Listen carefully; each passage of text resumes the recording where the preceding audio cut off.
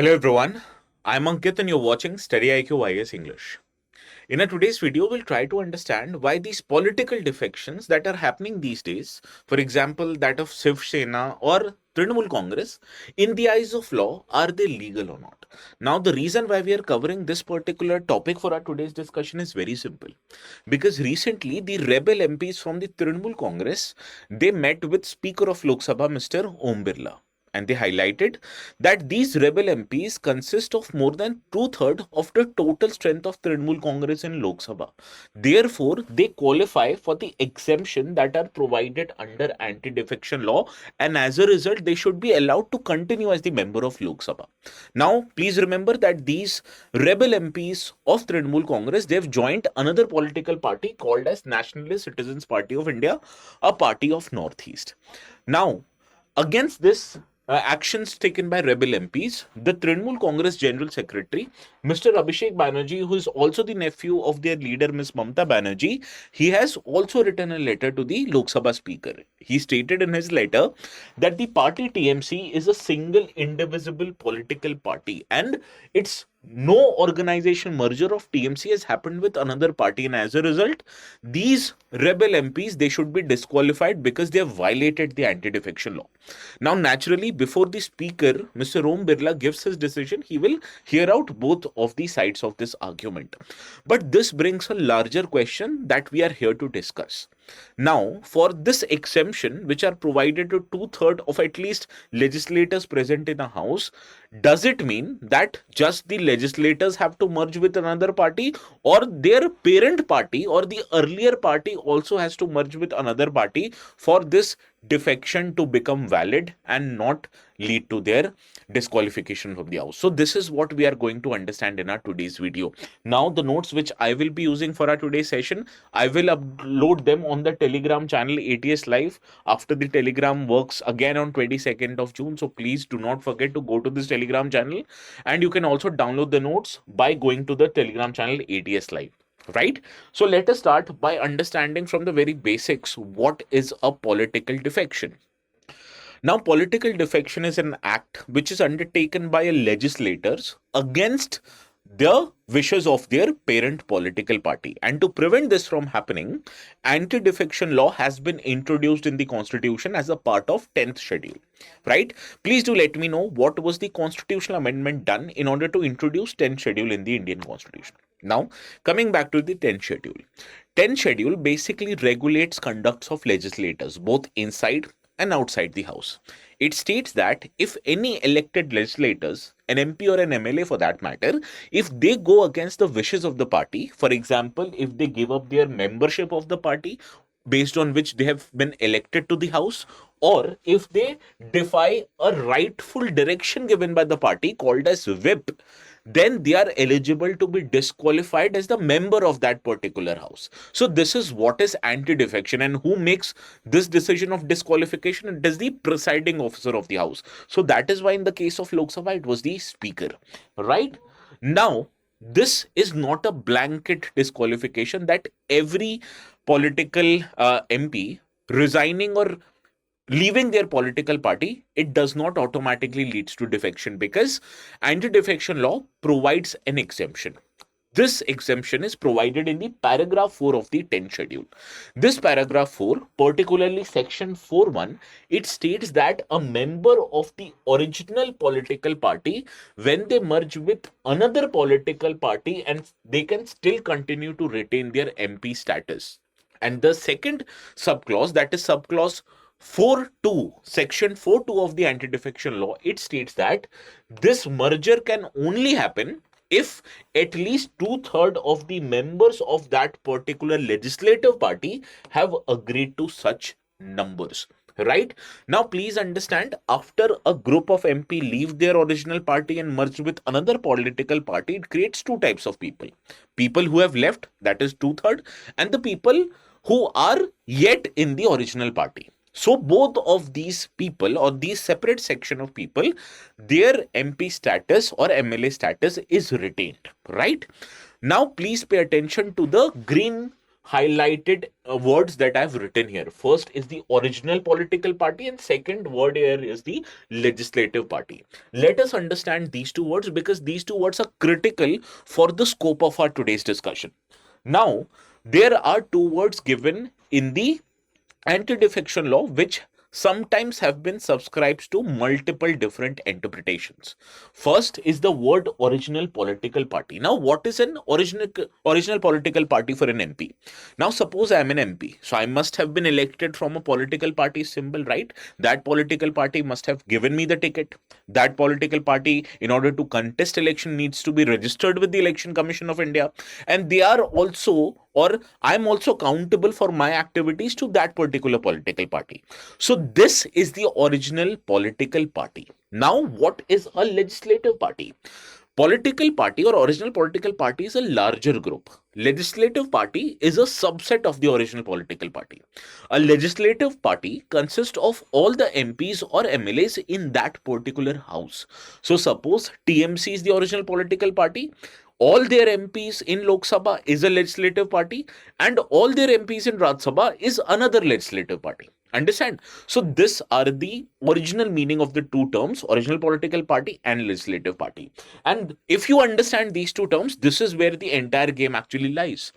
Now, earlier, there was another exception given in the anti-defection law which allowed for some people to leave their party and join another party. That was called as a provision of split.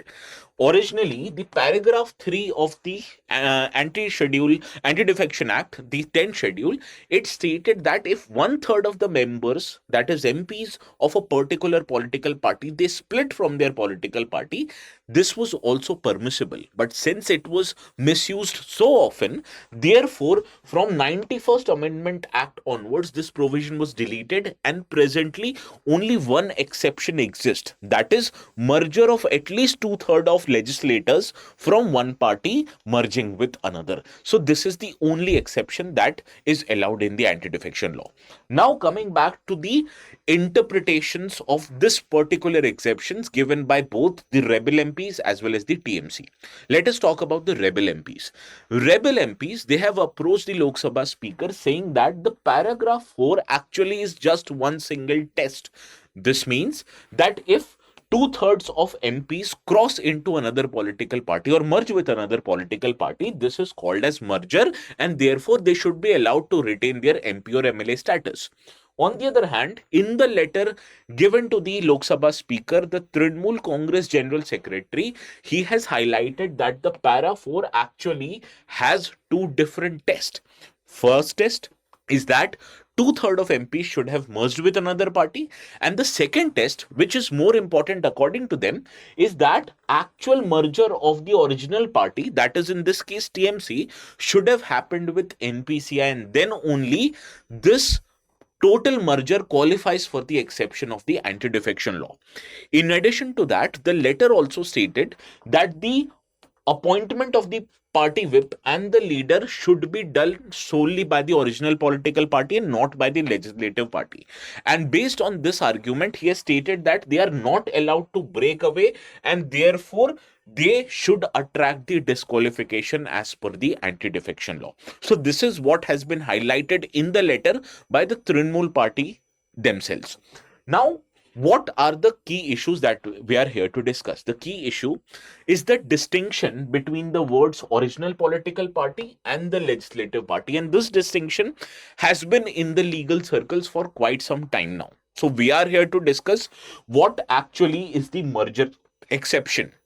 Does this merger exception means only the movement of 2/3 of legislators from one party to another, or does it require actual proof to be submitted that the Trinamool Congress here has merged with another party, that is original party should merge with another party for this to apply? So this is what we have to understand.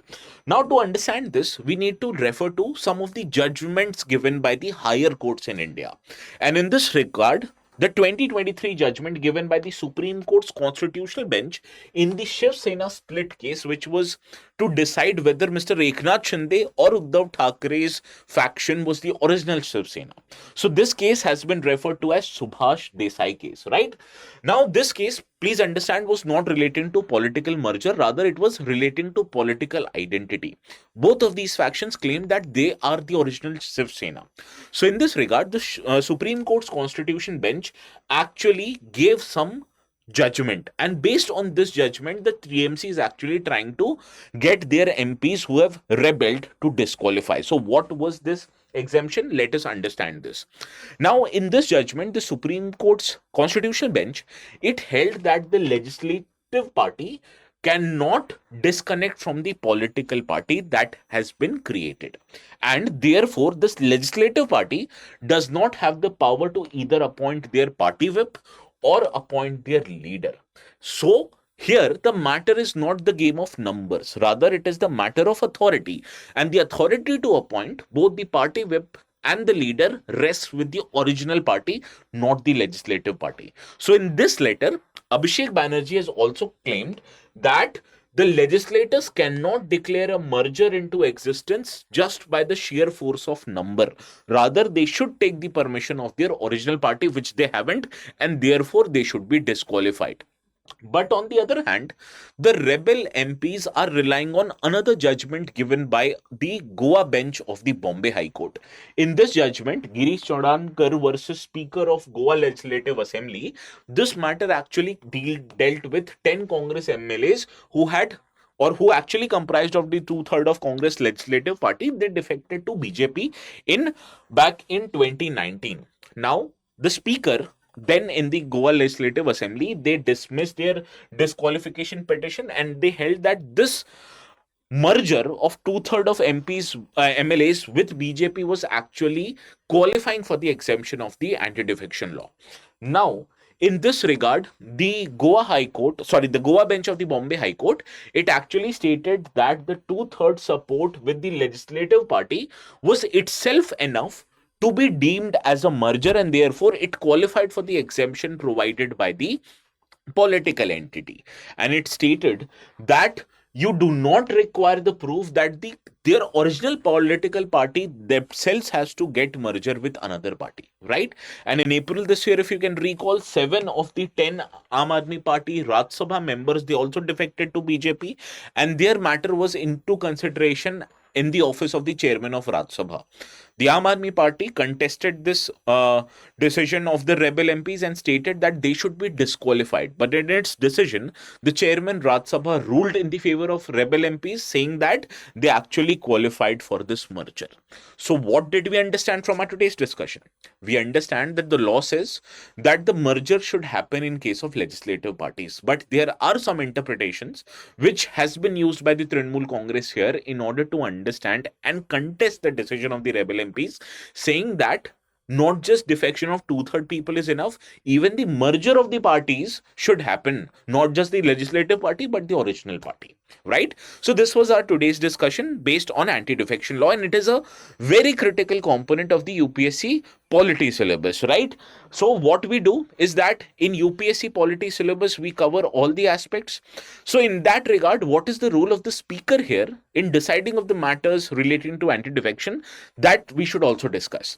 Now, what you have to understand, it was the judgment given by the Supreme Court in Quixote Holahan judgment that actually upheld that the 10th schedule is actually constitutional in nature. And as I told you initially, the matter whether the MPs should be disqualified or not, who hears this matter? It is the presiding officer of the House, which in case of Lok Sabha is the speaker. Now, please understand here, speaker, when acting on this judgment, does not act as a normal member of the House. Rather, he is acting as a tribunal. So the Supreme Court stated that this power of speaker is actually a genuine power, but speaker is not allowed to give any mala fide judgment, should not breach the natural justice and error of the law. And if the speaker is expected to do that, then the Supreme Court or the High Court has the power to judicially review this decision of the speaker. But the powers of the High Court to intervene in this matter does not take place until the speaker or the presiding officer of the House have given their judgment, right? So this is when the courts can intervene. Courts can intervene only after the speaker has decided on the disqualification matter. And courts can intervene only in those cases when the decision itself was mala fide, done on the wrong legal basis, or was done with breach of natural justice. Okay, so this was our today's discussion of anti-defection law. You can also take admissions to our StudyIQ P2I resolution batches. In these batches, we make sure that all of the important subjects of UPSC are taken care of in the manner that they should be. And if you take admissions before 22nd of June, you'll be getting an opportunity to join the new batch from the start itself. And if you remember to apply this code ATS Live, you're going to get maximum discounts on all the courses. So this is all from my side for today. Please have a very good day. Before leaving, I want you all to solve these two questions. First is from 2014 regarding the matter that we have just discussed, and the second one is a bit more recent from 2022 with reference to anti-defection law in India. Consider the following statements. Do let me know the correct answers of both these questions in the comment section. And of course, after 22nd of June, you can go to this particular Telegram channel, ATS Live, and download the notes. So this is all from my side for today. Please have a very good day.